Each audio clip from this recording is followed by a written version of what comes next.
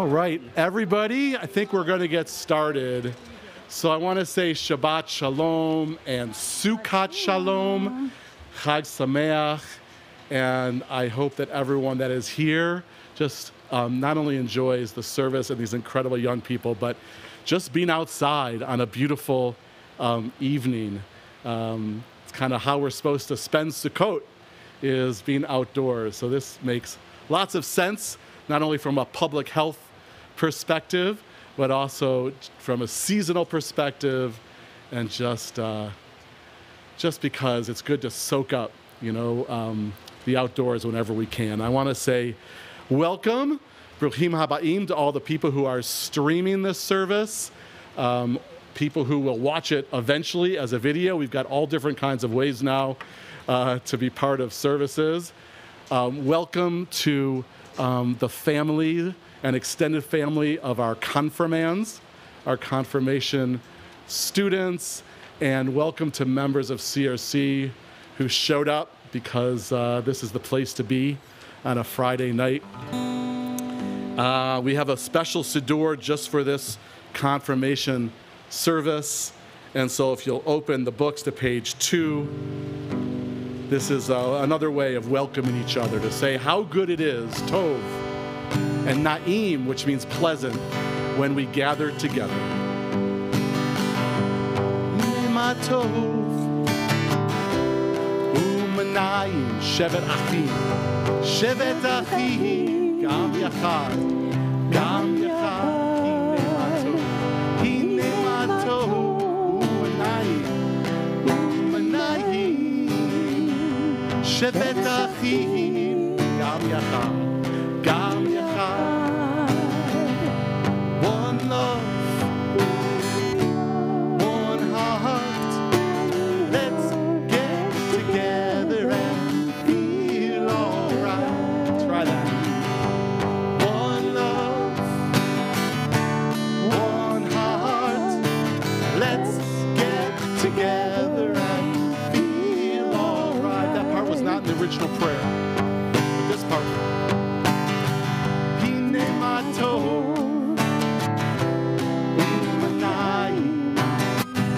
Shevet Achim, Gam Yachad. One more time. Hine Ma Tov, U'Manayim, Shevet Achim, Gam Yachad. So I'm going to ask somebody very special to CRC and to these students in particular to come up to light candles, but also to speak to this class. This is Maura Maxine, who not only, for sure,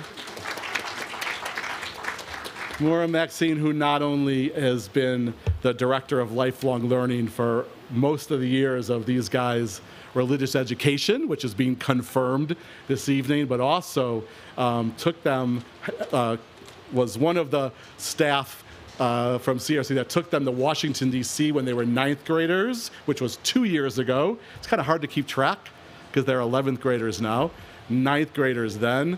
And believe me, and Rabbi Daniel was there, and they talk about that trip all the time. That trip, I know, made a big impact on them just before lockdown. Parents probably remember that trip came back just before we all locked down for a while. So, Maura Maxine, it's all yours.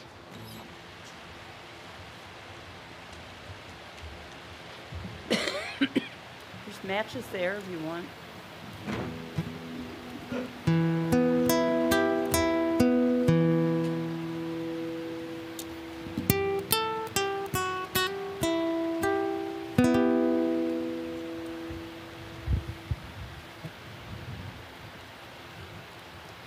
Baruch atah Adonai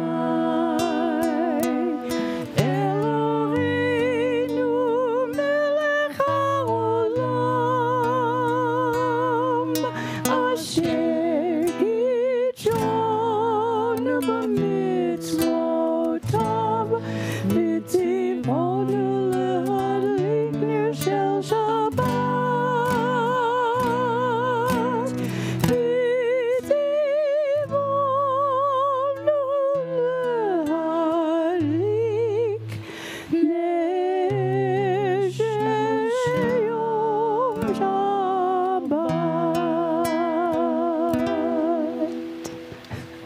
wish each other a good Shabbos.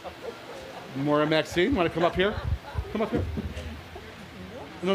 You were gonna say something to them? Yeah. Because I got that. Leave those there. She needs her prop. Okay. So, please excuse my back if that's to anyone, but it's so exciting to see all of you tonight because it's pretty much the first time in 20 months that I'm seeing a bunch of you. I guess I saw you last year when I joined the confirmation class. But 20 months ago, on March 4th of 2020, was my introduction to Purell and to all of you as we boarded a plane, and I passed out Clorox wipes for the seat belts and the backs of the chairs and the armrests because Rabbi Karen and I knew, and Rabbi Daniel, that there was a virus going around and that we needed to be extra careful. I was a little grossed out when some of you chose to sit on the stairs coming up from the subway, and the entire time we spent the weekend hosing you down with Purell. But it was just, I co-taught 9th grade with Rabbi Daniel, and that entire year from the classes and studying with you and watching you write your speeches and present and talk with our representatives in DC, to visiting the monuments and sharing Shabbat together, just was so heartwarming, so fulfilling. And for many of you, you've stayed engaged throughout the pandemic, not only with confirmation class, but being on the team that works with the technology and also as Madrachim. And I feel so honored and blessed to have all of you in my life. I've enjoyed being a part of your lives for many of you since you were in 3rd and 4th grade. And it's just such an honor to be a part of your confirmation ceremony tonight. When Rabbi Randy and I thought that in May that we would postpone to Sukkot, our vision was to be inside the sanctuary and then have an oneg in the sukkah. But I think that this is going to be very memorable, and I hope this tonight, the memories of tonight last in your hearts for a long, long time. So we're going to sort of do something a little unorthodox, unusual for CRC. But even for us, we're going to do the confirmation presentations first, rather than when we usually do them last, just because you guys are so special. We want to make sure that when they speak to you, which they will, one by one, they do it as students who have been confirmed. So this class, as you can tell by the cover, it's proportional. We met on Zoom far more than we met in person. But the Zoom meetings, much to my surprise, were delightful. We explored the many ways that there are to have a Jewish journey: spiritual and cultural and activist and ethical and more, and hybrids of those and hybrids of hybrids. And I love that it's Sukkot, as I said, because we're supposed to be outside during this holiday, which mirrors the increased outside time we've had during the entire pandemic. The only times we met in person in the spring were when we were out here. With our temporary huts, there's our sukkah right over there. Sukkot is partly about fragility, but it is also about pushing ourselves to connect with nature and to connect with one another, so that though the fragility, and we certainly know at this point that the world is fragile, the connections we make us stronger even through that fragility. I look at this class, and I know every single one of you, not just from last year with confirmation, but because of our long-term connections with one another. Most of you I met when you were literally babies. Bar and Bat Mitzvah is an individual moment. Confirmation is communal. And while these students come from really so many different school districts, this might be our most geographically diverse class that we've ever had at CRC. Different schools, different neighborhoods, they've really bonded through their years of being at religious school at CRC and teen program. So tomorrow morning, right here in this very spot, we will celebrate consecration, which marks the beginning of a young person's religious school journey. How many parents remember their consecrations when they were kindergarten students? Yeah. Confirmation marks the conclusion of formal Jewish youth education and sends you guys off to carry on at your own pace with hopes that you will bring all that has been meaningful to you, all that has been meaningful that you have learned here about Judaism, ethics, and spirituality, and bring it into your wide open and amazing futures. From consecration to confirmation, as a parent who went through both and now has 2 children in their 20s, consecration to confirmation in the blink of an eye. So here we go. Maura Maxine, it'll call each of you up, and you'll receive your certificate and a Tanakh with your name on it, a Hebrew Bible, a gift from CRC, your synagogue, to each of you. Isabella Bamaker.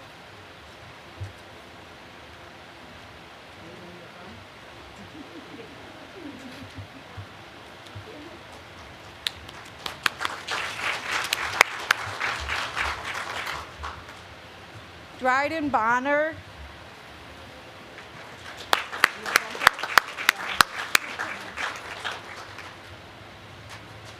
Trudy Cohen.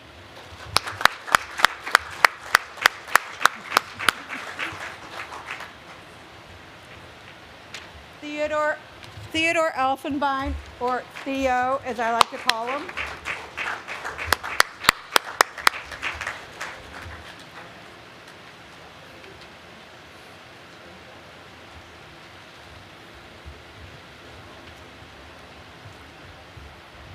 Izzy Erdman Isabel.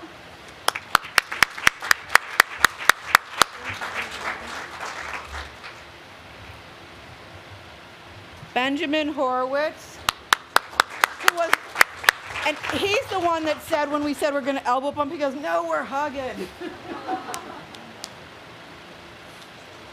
As they tower over me.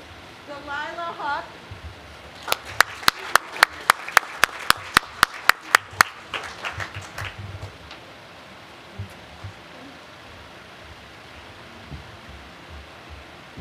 Cooper Rutledge.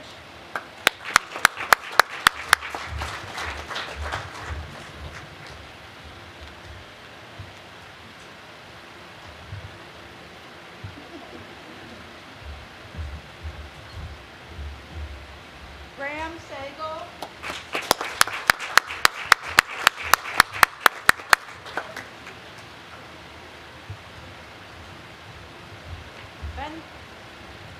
Benjamin Seawalk. This is a class of the Benjamins. It is.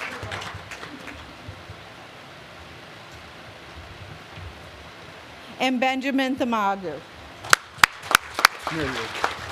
Or Benji. That's everybody. Huh? This is the confirmation class of 5781. Mazel tov.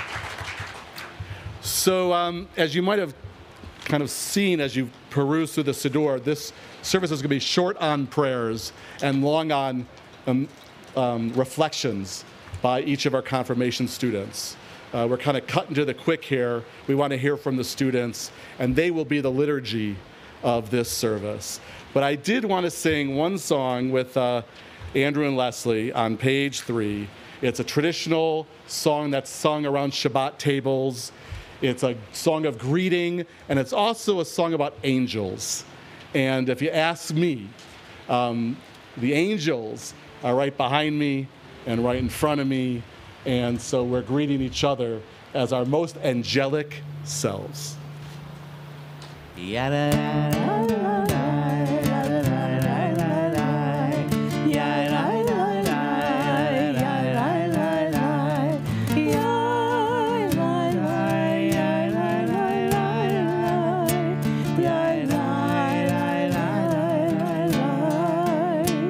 Shalom Alechem, Malachei Hasharet, Malachei Elyon,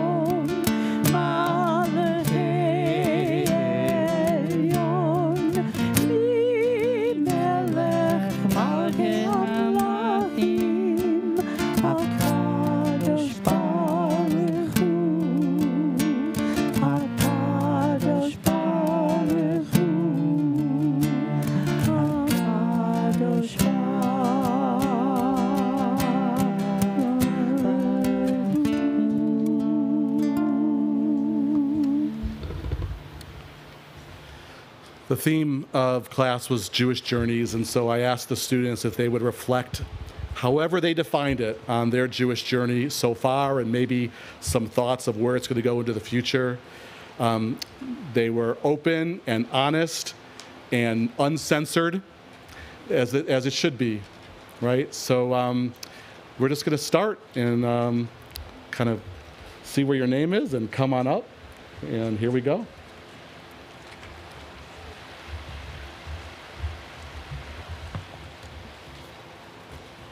Hello. Okay. I love being Jewish. I love the excitement I feel when I hear that one of my favorite actors is Jewish. I love the boredom I feel sitting in a long service. I love the community I have. I love the nostalgia that CRC's challah and apple juice gives me. I love knowing that I'm supported. I love feeling comfortable enough to question my beliefs. I love the music.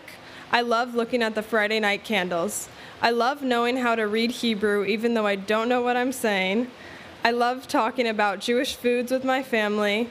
I love the Yiddish phrases my family uses. I love the traditions. I love finding the afikomen. I love receiving and giving Hanukkah gifts. I love watching my favorite Passover song on YouTube, 20 Things to Do with Matzah. I love attempting to fast but getting too hangry. I love going to bar and bat mitzvahs and getting excited over the party favors. I love the friends I've made. I love doing mitzvahs. I love the excitement and fear you feel being on the bima. I love leaving services multiple times to go to the bathroom. I love learning about people who are more religious or practice Judaism in a different way. I love eating bagels. I love my Jewish nose, even though the Jewish nose is a myth. I love that people can tell I'm Jewish by my last name. I love being proud to be a Jew, and I truly just love being Jewish.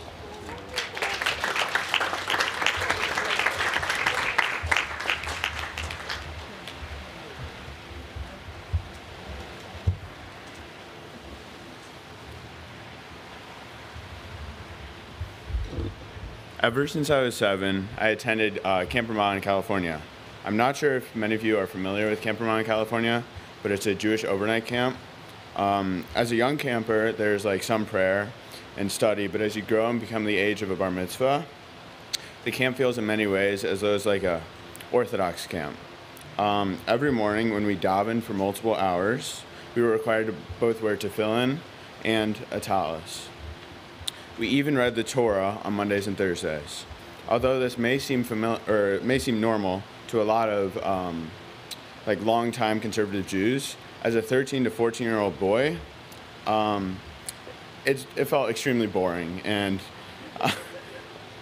I'd rather like spend time with my friends and playing sports, just doing normal camp things. This intense level of prayer and Jewish study was certainly a turnoff and not something I look forward to each and every summer. So you may be wondering why I just ranted about my negative Jewish camping experience. I'm writing about Ramah because it truthfully is the root of my Jewish identity and learning. In spite of the constant praying at camp, multiple times a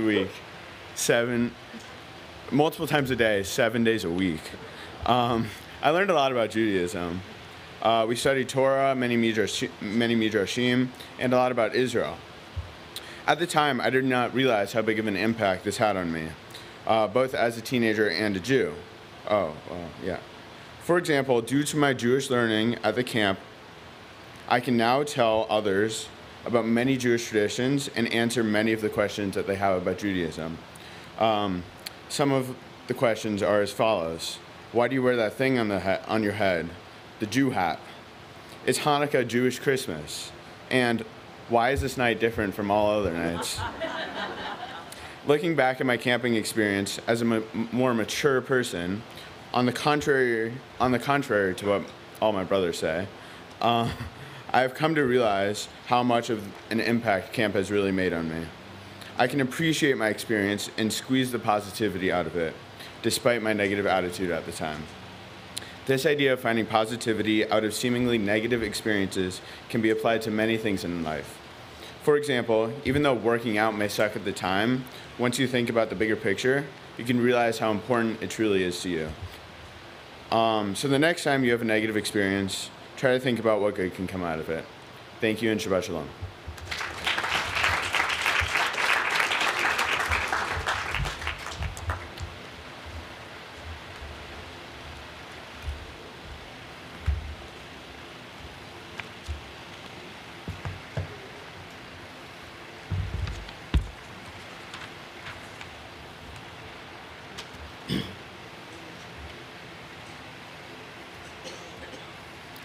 I have never liked religion. Throughout history, religion has justified horrific actions. And even though most of these horrific actions have been committed against the Jews, we are not devoid of terrible actions ourselves. The Jewish theory of being the chosen people meant to be in the promised land has justified the inhumane treatment of the Palestinian people today. This is ironically depressing, because Jews have always been the one to experience prejudice and xenophobia, and now we are the ones doing it to others. It seems that we haven't learned any lessons from over 2,000 years of our history. Even more ironically depressing is that there is xenophobia and racism in Israel against Ethiopian Jews because of the color of their skin. Hating others is bad enough. Why would you hate your own? This is the problem I have with Judaism. We are hypocrites. We believe that God created everyone in God's own image, but we hate others. We have been oppressed for thousands of years, but now we are the oppressor. That is why I hate Judaism. Now let me tell you about why I love Judaism. I love the sense of community that it has created. I love the deep, meaningful connections that I can make here that I can't make anywhere else. I love that I can connect with someone that I haven't seen since 4th grade and have a whole conversation that stems around the one thing that I remember about them.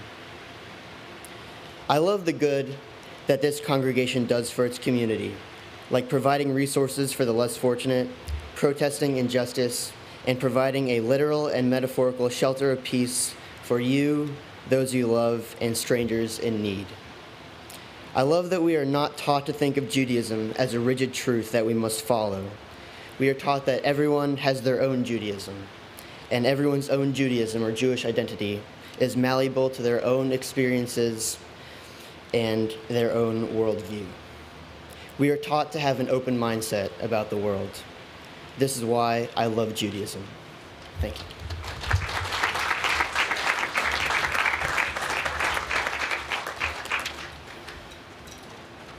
Turn to page 7. Shema is listening, and sometimes we just got to listen. You know, not judge or label or, you know, sort of jump to what our response is.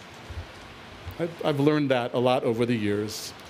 So we have to sing the Shema to remind us to keep listening, because there's more to come. So if it's your custom to stand as you sing, recite the Shema, you may stand. It's also customary in many Jewish communities to stay seated. You certainly can do what feels right for you, but together we'll be singing this song. Through all of our differences, we are truly echad, one.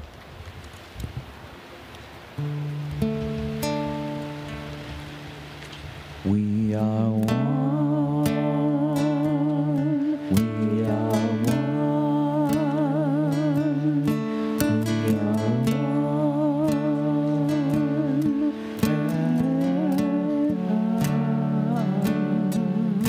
Shema Yisrael, Adonai Eloheinu, Adonai Echad,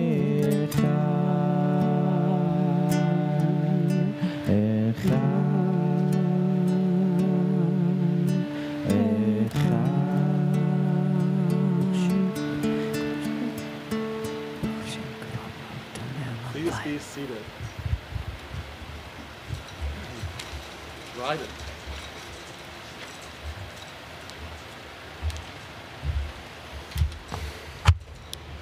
Writing about my Jewish journey is a little strange because I'm an atheist now.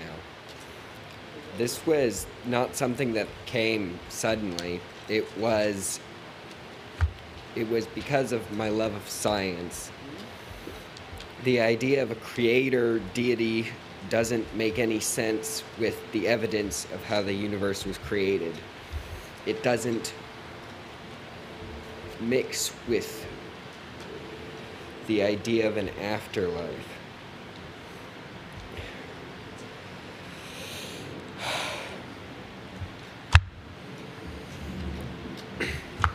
You thought about taking your mask off? Huh? You could take your mask off. If That would.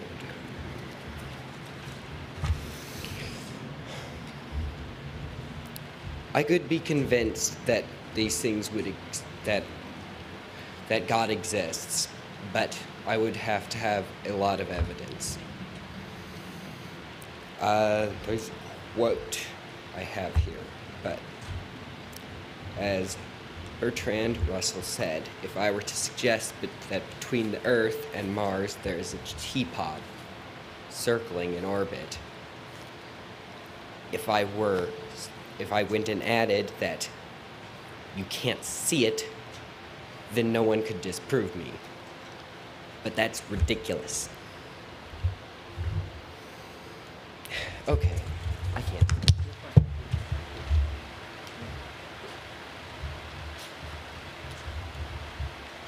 you can read Dryden's really amazing and powerful essay on the pages.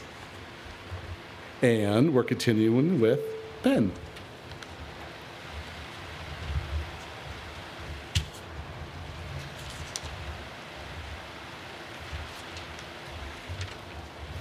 When I was 12, I had a mini bar mitzvah service at the wall in Israel. My mom was crying, and I remember thinking, "Mom, stop crying, this isn't the real one."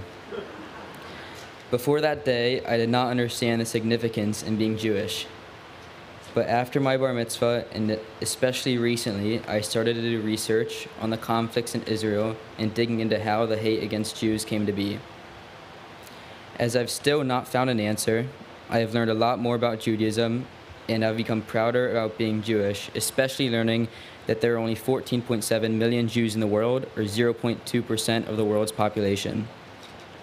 Having a service at the wall was very special to me, and has stuck with me in these past 4 years, because even though I learned all these Jewish traditions in America, I used them in the most Jewish place on earth. And out of all the research about the hate in and around Israel, I have a peaceful and special memory right there in Israel, as that will stay with me as I practice Judaism independently and make sure that my kids and family in the future will understand the significance in being Jewish.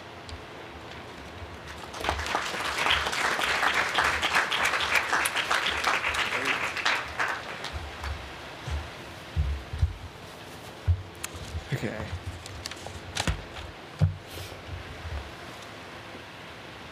There have been times when I've been ashamed to be Jewish.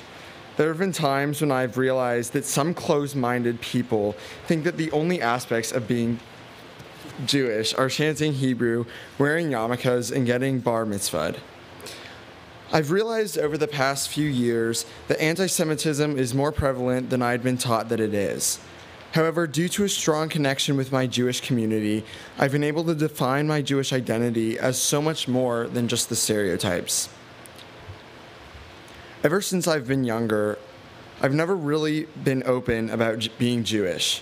In fact, some of my close friends don't even know I'm Jewish. There have been times when I've had a Jewish-related event but have lied to people and said that it was something else. The main reason for this was because I never wanted people to view me as different and was nervous that people would jump to conclusions about me. The first time that anti-Semitism truly became a reality for me was on the day of my bar mitzvah, August 12th, 2017. While I was standing on the bima chanting my Torah portion, hundreds of people in Charlottesville, North Carolina were marching down the streets chanting, "Jews will not replace us." Since then, comments and phrases I've heard like "Jew girl," "Thanks to the Jews," "Her house looks like a Jewish house," Yummies, and My Foot is Hitler and The Snow is the Jews, before proceeding to stomp the snow, and more, have been like daggers stabbing me in the heart. The truth is, though, it hasn't necessarily been the comments that have made me upset. It's been the fact that these comments have reinforced the idea in my head that anti-Semitism exists and that many people around us have anti-Semitic views, whether we know it or not. These reinforcing comments have been a driving factor of why I don't always like to tell people that I'm Jewish. Throughout the past few years, I've had to reshape what being Jewish has meant to me because it's become so much more than lighting the candles on Friday night and eating challah. I've been able to reassess my Judaism by connecting with other Jewish people, like at my Jewish camp, Sabra, Jewish friends around St. Louis, and CRC confirmation classmates. One defining moment of my Jewish journey was going to Washington, D.C. with my confirmation class, learning that Jews have been an active part of history and still continue to make a change in our society today. These connections have not only made me realize that there are amazing people who are Jewish, but have also helped me to appreciate little aspects of Judaism, like hearing Andrew and Leslie sing the all-too-familiar tunes at high holiday services. My Jewish identity has changed a lot over the past few years, and I'm sure that it will continue to change throughout my whole life. But for now, I've learned not to take for granted my happy Jewish moments, because they will forever be what makes me not feel ashamed. Thank you.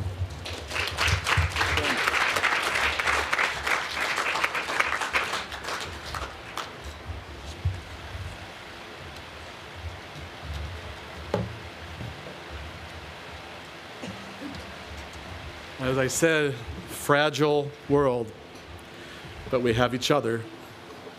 So I'm taking a little personal privilege, page 11.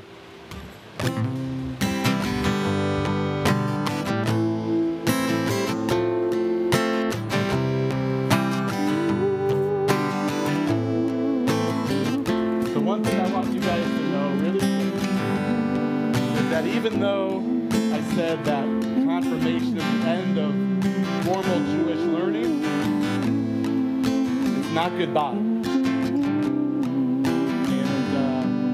we want you to stay as connected to CMC as you go off and graduate high school in just a couple of years or less, as you're in college and beyond.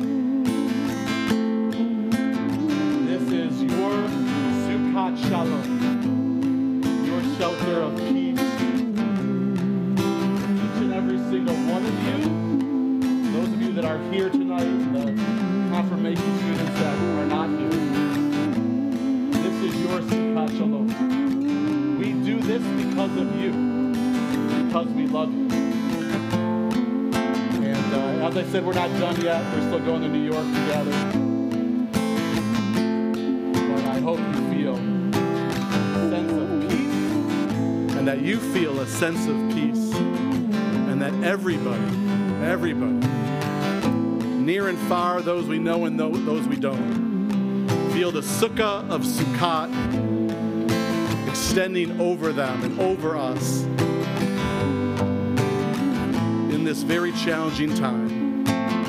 We can use as much shelter, as much love, as much peace as we can muster.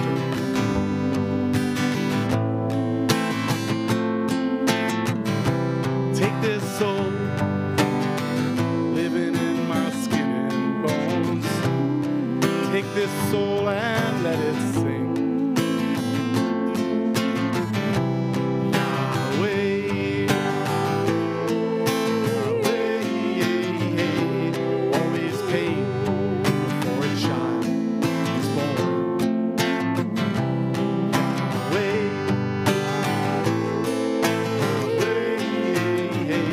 it's always dark before the dawn.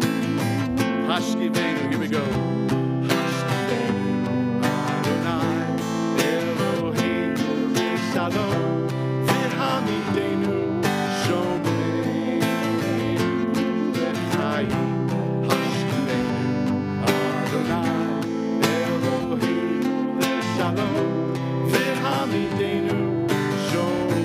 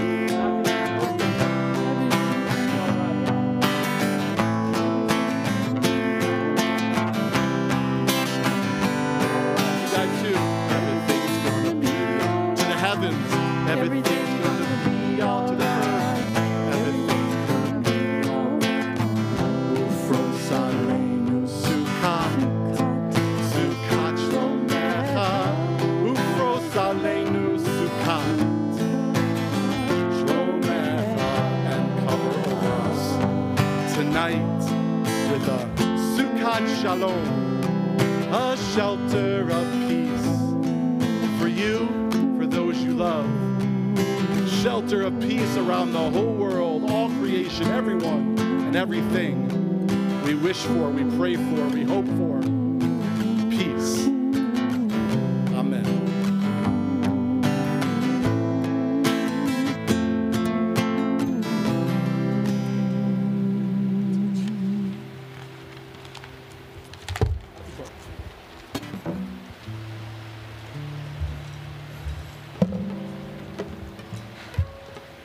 It was difficult for me to write this because my Jewish identity is very personal. I think growing up in an area without many other Jews caused me to feel a distance between myself and the community. Being away from other Jewish people made me more proud to be Jewish, but it was also a strange experience. I became an educator for curious people, but also an outlet for edgy jokes. I love sharing my faith and traditions with my friends, but I missed out on a lot of experiences within CRC. The distance from the synagogue made it an entire day plan to come to an activity at the temple. A 2-hour event turned into a 4 or 5 hour trip.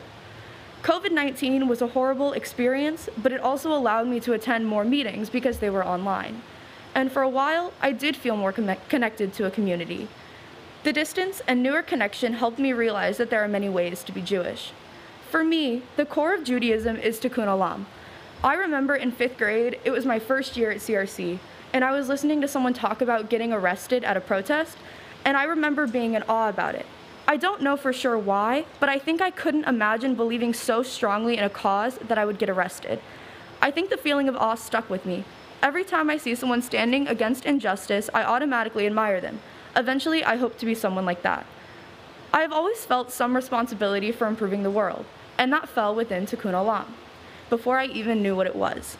My family has been trying to do mitzvahs at least once a month. Whether it's giving time or money, I feel that we are making small improvements in the world. I also believe that Tikkun Olam is about self-improvement. Learning about your own faults and learning from them improves your own world and how you interact with it. Tikkun Olam influenced a lot of my future plans. My desire to major in environmental engineering in hopes of combating climate change, becoming more politically active, and improving myself, all while staying true to my Jewish identity.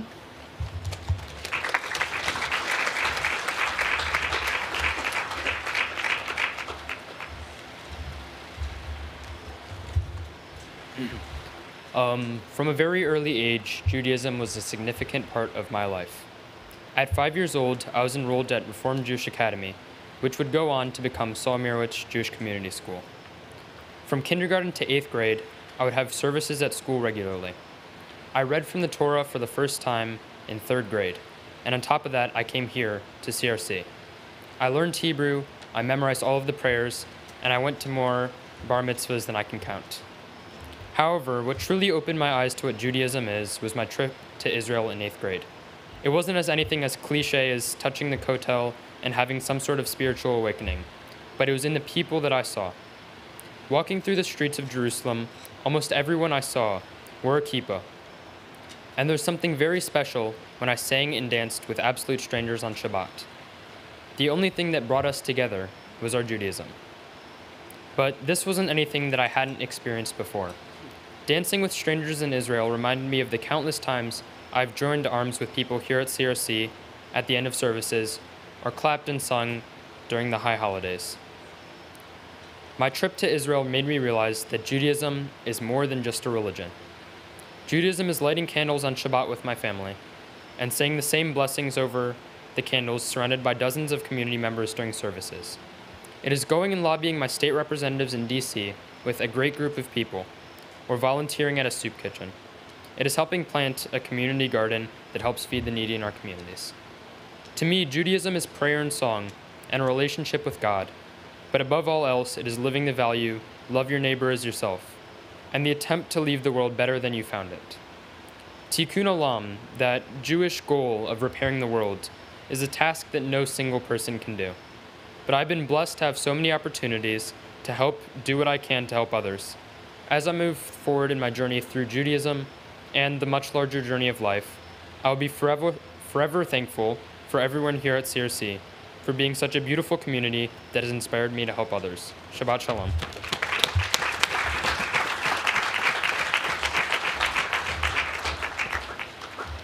think we're going to go right to Isabella.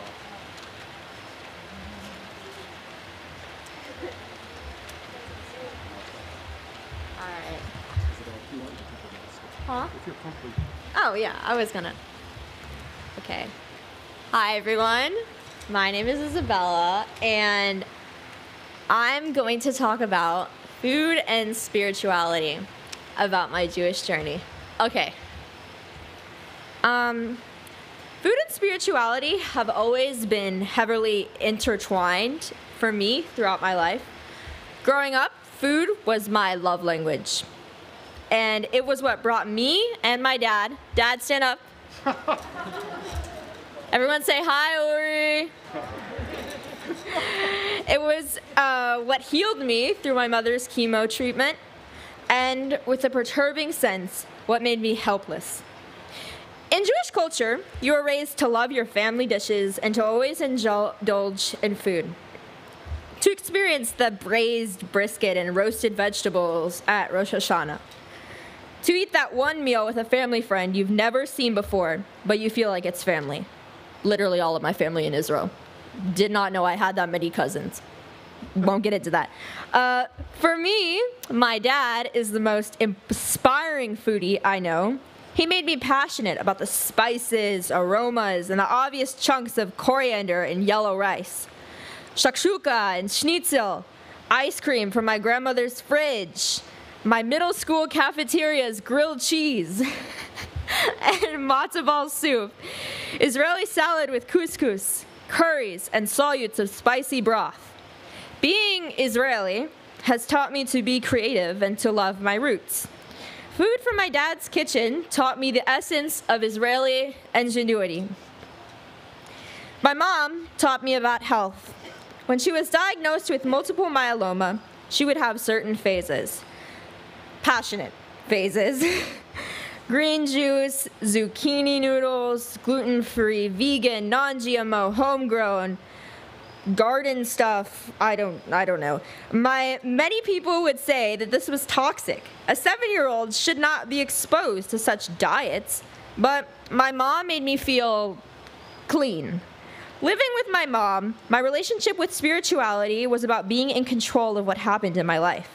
This control turned into a toxic form of self-insecurity. From the point of sickness that my mom had, I gained a sense of guilt that I had never felt before, an urge to be perfectly perfect. Living with a sick parent wasn't easy. When I was 10, I didn't know who to turn to about my emotions. Thank God for my therapist. My mom had to be selfish, or else she would die. Wanting love from someone who is too tied up in their own sickness to love you first is tiring. At a young age, I gained a sense of independence. Making my own school lunches at like 7 in the morning, making sure my mom was up, stuff like that. I was still passionate about eating, but there was something in my heart that changed. I wanted to control what I ate so that I could minimize the mess in my life. This control further damaged and destructed my future teenage years. I know, dramatic. It's okay. I would go through periods of eating very little, eating till my stomach hurt as well. I no longer enjoyed eating as pleasure, but as a sense of control and stress relief. My family didn't notice that much. It seemed to be as much of a happy person as I was before the passing of my mom. It was internal. The explosions of flavor and experience were no longer there. I was eating food to fill a void in my life. The void was nothing connected to Judaism as it was in the past. Judaism used to bring food, family, and familiarity to me. But now, I had lost the joy of my favorite memories because I was so focused on controlling everything around me to be perfect. Perfection is, okay, anyone under the age of 13, close your ears. Bullshit. I won't say that I haven't moved on from my eating problems, but I've had an enlightening about this so-called perfection I deemed to succeed at. If I was to be perfect, I would probably die. And trust me, I almost did. I had a plan to kill myself in January, and I was admitted to the hospital. And if it wasn't for things I pushed away to be perfect, I would have missed out on having laugh attacks with my best friend. I was way too close. Joining USY and meeting new people, connecting closer with my dad, having snuggle parties with my dog Dibs, training to become a dental assistant, my grandma blowing out the Hanukkah candles as if they were birthday candles, my cousin Arel and I playing a game of makeshift soccer in the living room, the awkwardness of preteen bar and bat mitzvahs, and discovering that I loved to dance. Eating borekes and freshly squeezed orange juice in the morning with my dad and grandparents in Kiryat Yam, Israel. Playing games and slurping ramen noodles with my cousin Jay and Sam. Getting to join USY and make new friends. Going to be a camp counselor at Camp Sabra and playing the ultimate Jewish geography while laughing till my stomach hurt. Practicing my Torah portion before school in the Commons because I'm a procrastinator. My most petty moment being at the end of Hebrew school during carpool, where I wouldn't get out of the back seat when someone didn't want to sit in the front. Sorry, Eddie. Changing diapers at the nest for a week and tolerating some pretty awesome toddlers who have a bit too much energy. I still love it, though. Thanks, Maxine. Showing up in an athletic legging t-shirt dress combo to my bat mitzvah. Dad, how did you ever let me out of the house looking like that? Getting to stand up on this stage for the third time. I love you, CRC. Thanks for the memories I won't forget.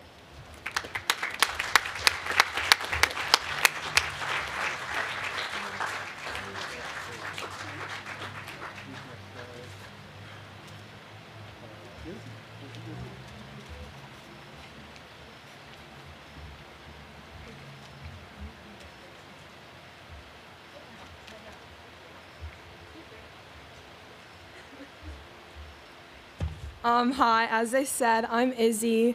My Hebrew name Avigail was the first piece of Judaism in my life. I grew up celebrating and loving Jewish holidays, especially Rosh Hashanah and the ideas that were taught alongside it, as well as the sweet treat of Eckert's apples and honey. Hebrew school was a time to create friendships while also connecting myself to my family and its history. My bat mitzvah was the most significant part of my journey so far and was where I learned most of my prayers to use for the rest of my life. I am so grateful for the Jewish community. CRC has given me so many opportunities to perform mitzvahs in my community and make lifelong connections through Judaism. In the future, I hope to continue my journey with Jewish groups in college and through JSU at my high school. Thank you. Shabbat Shalom.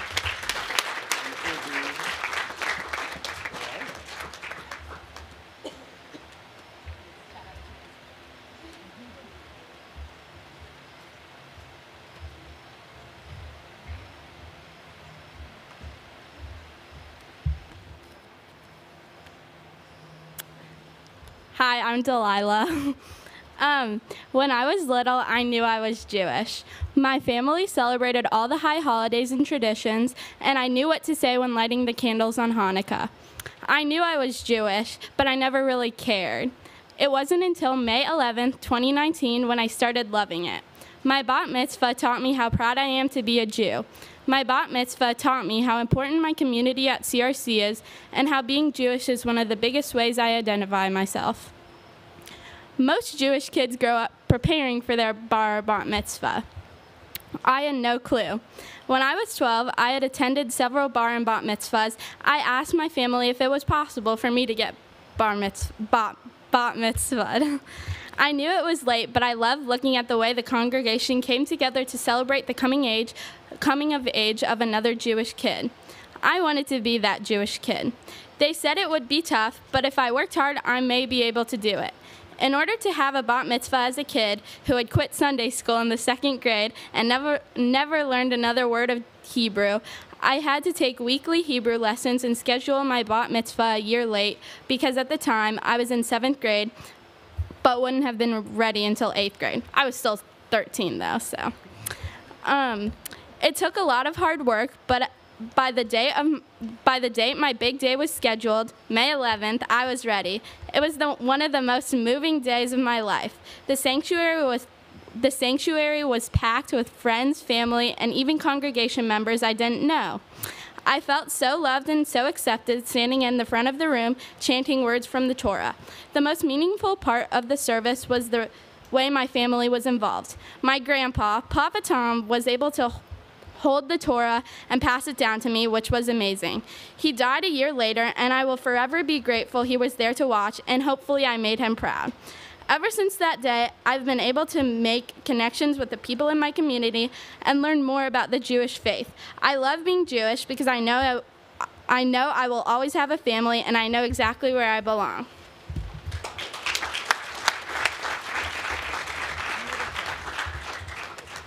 Aren't they awesome?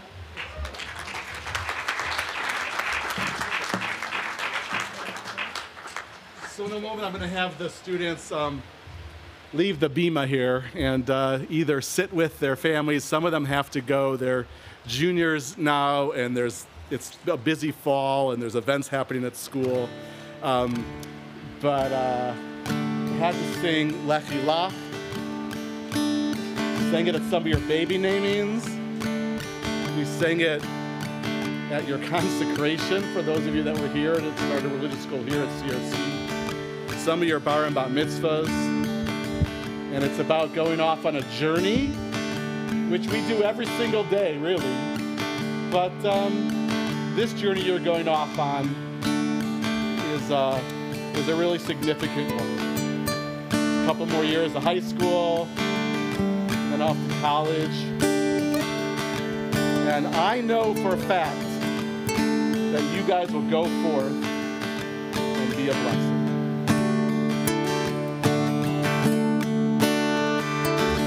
Sing it to these guys, all right? Like this.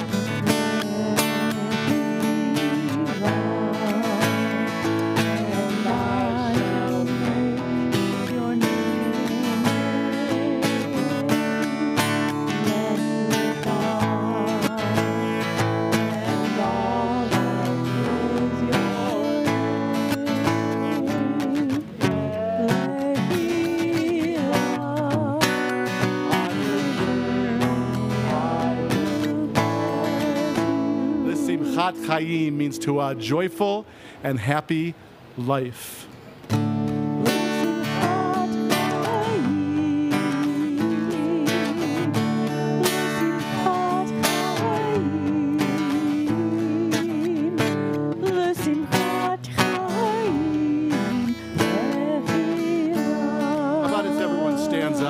Put your arms over these students. You guys can stand up too. Receive the blessings of your community, your parents, your family. CRC. Here we go. Ready? Put your arms over them. Yeah, there you go. Yeah. Like that. You guys keep putting your arms around each other. Picture perfect. There we go. Here we go. Ready?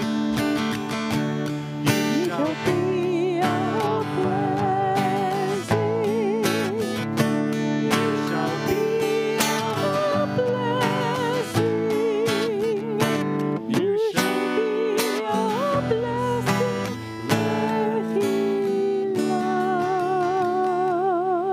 Please be seated 1 second. Rabbi Daniel, you want to send them off? The students, not everybody.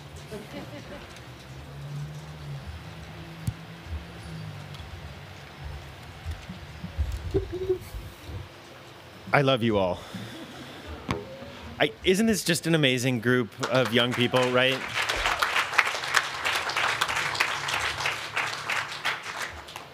Rabbi Karen wanted me to apologize, by the way, for not making it to ice skating. That was the... You all remember that in D.C.? As Rabbi Randy said, right before the pandemic, right at the beginning of it, actually, as Maura Maxine said, excuse me, we went to D.C. We went and lobbied and worked to make this world a better place. And we didn't quite know what this pandemic was going to be, right? The wipes that we used all over the plane, thinking that was going to keep us safe. Even though I have memories of some of you lying down on the escalators through D.C. It was really... But the truth of it is, for this last year and a half, right, and it's been a year and a half, that trip with you all has been such a source of life and of light for me. As things got tough, I could think back to those last moments before the world changed and know that somehow, no matter what a job those of us who are older have done, and God knows we have not done the job we should have. God knows we have not given you all the world that we should have. We have not created the world we should have. We have not changed the world in the ways that we needed to. That when I get lost in those places, I remember you all in D.C., and I remember you all walking up to Congress people and speaking real truth to real power. And so I hold on to that. I hold on to that when it's tough to find the blessing, when it's tough to feel the blessing in this world, I know that that's you all. I know that you all are that blessing. You are that blessing to us. You are that blessing to me. You are that blessing to CRC and to this whole world.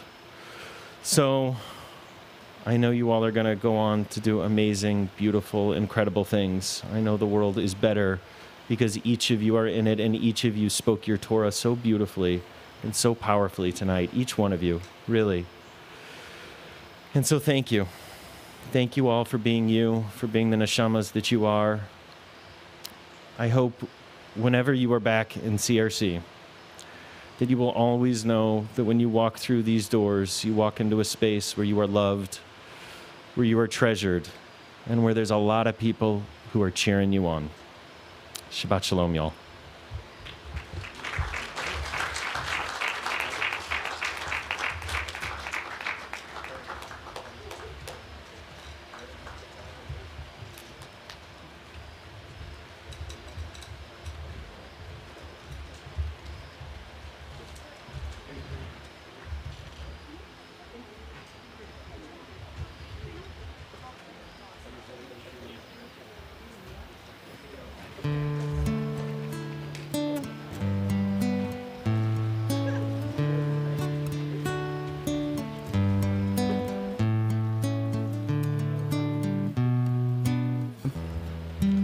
Daniel, I thought you turned the microphone off, like a mic drop or something.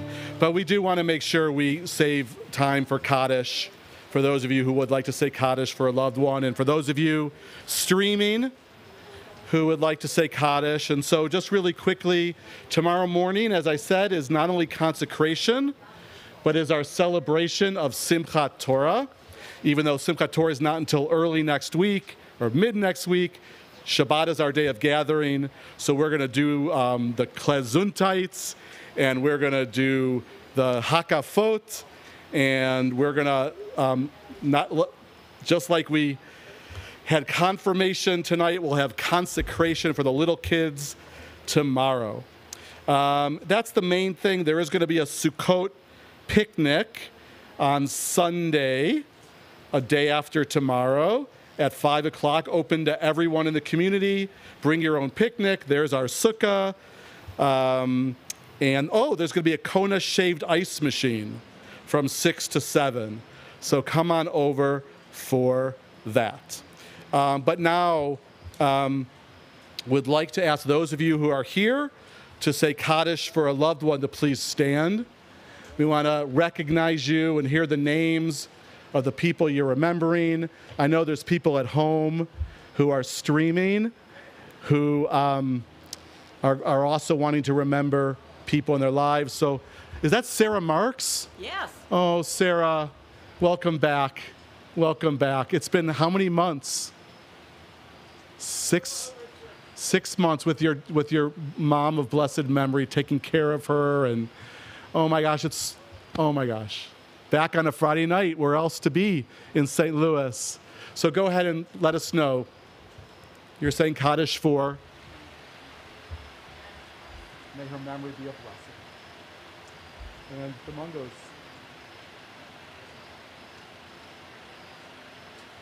Yeah, thank you.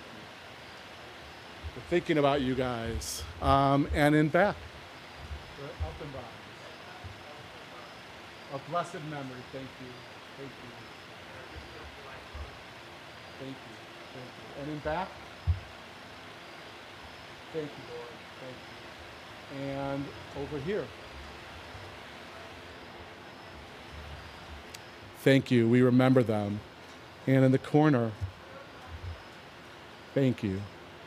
Any names?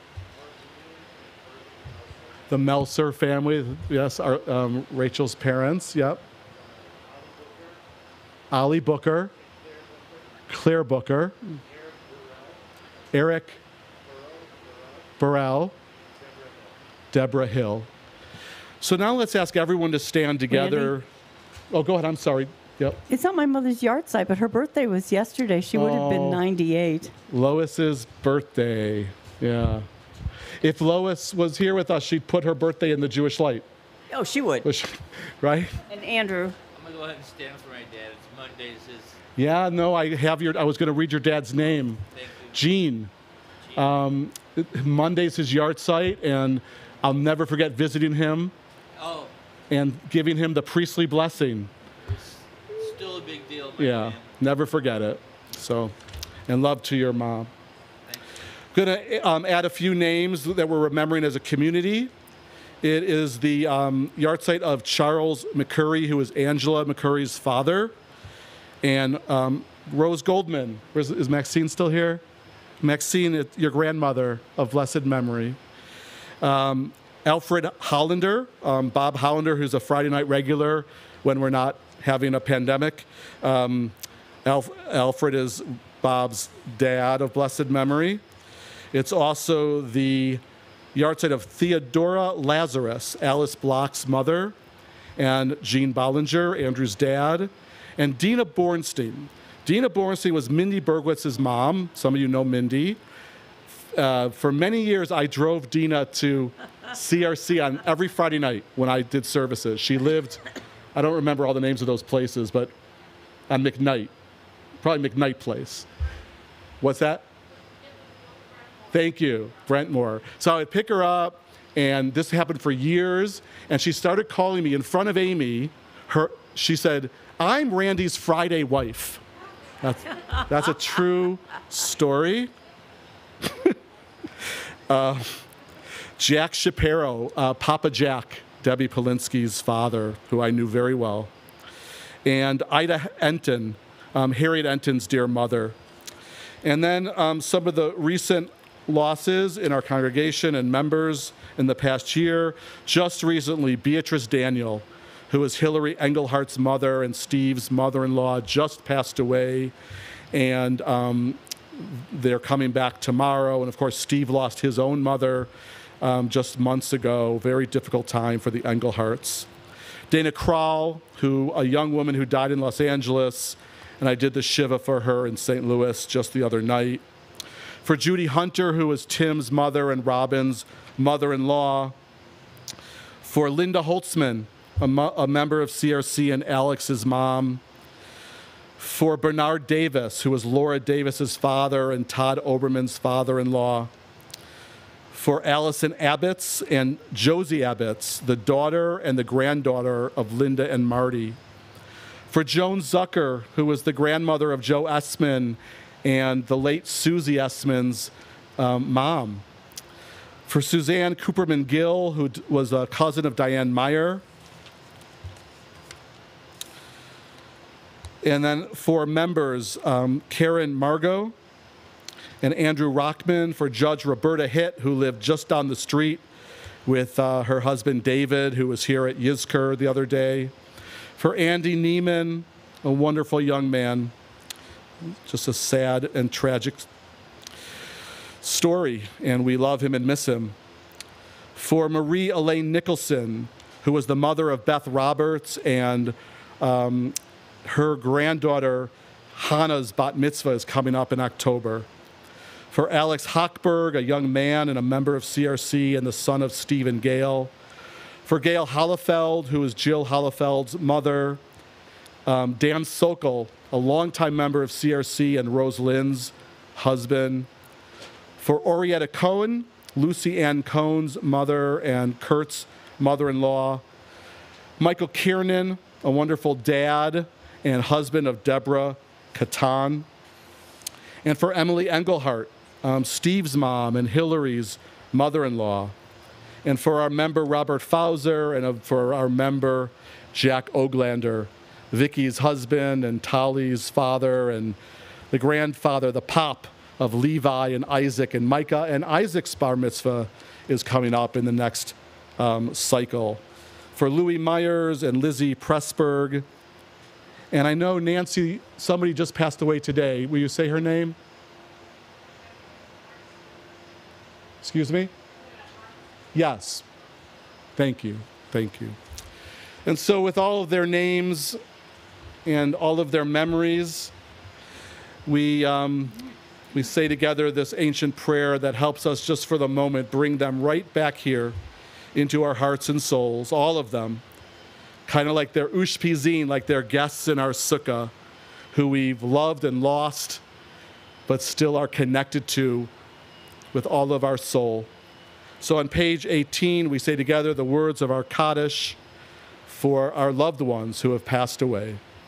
Yitkadal v'yitkadash shemei Rabbah, be'alma divra kirutei v'yamlich malchutei, v'chai echon u'v'yom echon u'chaye dechol beit Yisrael, v'agalav v'zman kari v'emru amen.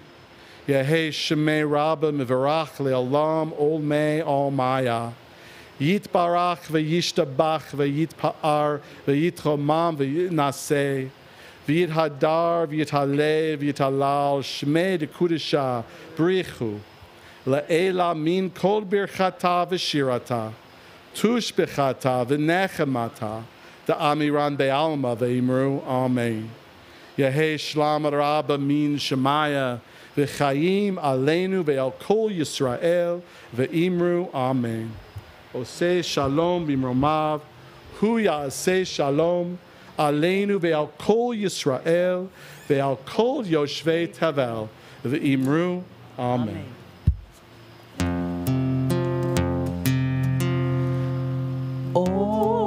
Oseh shalom bimromav, hu ya'aseh shalom.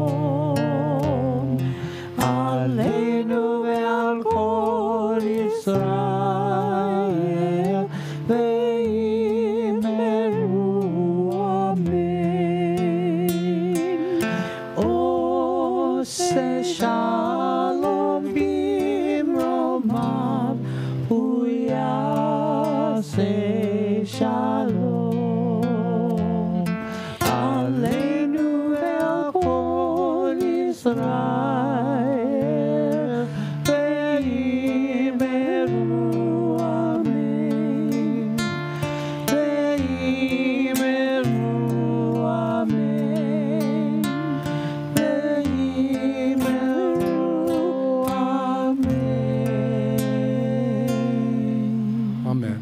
So I want to ask, to the extent that you're comfortable, we want to make sure everyone feels comfortable to put your arms over one another, around each other in your families and pods, if you want to kind of knock elbows there. But we definitely want to make sure before we leave that we're connected to each other in some way, shape, or form. We put our arms over our confirmation students just a bit ago, but now we put our arms around each other. Thank you for being here, for our students, for Shabbat, for Sukkot, to just enjoy being in a sacred place. And it's sacred because we made it so. And do love you all. For the students that are still here, thank you, thank you, thank you. We'll have news about New York coming up. And there you go. And here's our blessing for each other, right from the Torah. It says, Yivarechecha Adonai v'yishmerecha. May God bless and keep each and every single one of you, those you love, and all. Ya'er Adonai panav elecha v'chuneka. May the light from nature, the lights that's shining in my eyes from this tent, the light from within each of us, because we all have a light. And you saw the light that each of our students have. Comes out in really different ways, like the rainbow, but it's light all the same. And, the divine light, however you define that, however the kids define it, that which is bigger than ourselves, that binds us together. May all of that light help us feel more safe and warm and, God willing, healthy and loved. Yisa Adonai panav elecha v'yasem lecha shalom. Shalom, peace and wholeness and love and righteousness and joy and goodness. Sukkot is Zman Simchatenu, a time when we try really hard, despite it all, to feel joy, to let nature and each other guide us to joyfulness. Our students that got confirmed tonight guided us to joyfulness. You all are a source of joy to me. So may you have peace in your homes, in your hearts, in your communities, in your neighborhoods, and God willing soon, because we stood here as witness to a lot of truths tonight. May there be more peace, more shalom, more love and wholeness throughout all creation. Let us say amen. And Shabbat Shalom. And Chag Sameach, Happy Sukkot. Thanks, everybody. How about a little nigun to carry us out? Ya la la la, ya la la la.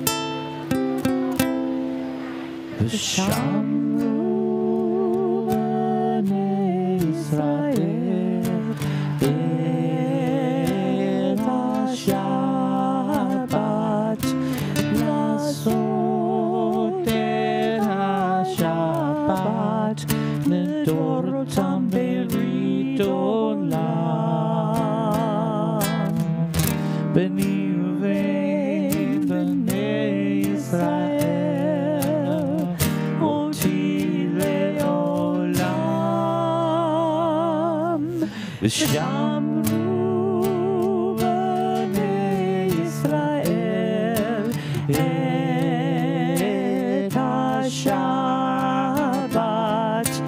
לעשות את השבת לדורותם ברית עולם כי ששת ימים Asa Adonai el hashamayim va'ed haaretz v'shamru b'nei Yisrael et ha-Shabbat לעשות את השבת לדורותם ברית עולם. וביום השביעי שבת ויהי נפש ושמרו בני ישראל את השבת לעשות את השבת לדורותם ברית עולם לדורותם ברית עולם.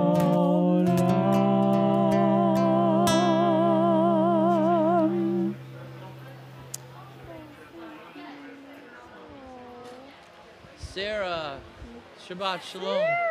Welcome home. Yeah, it's great to see you.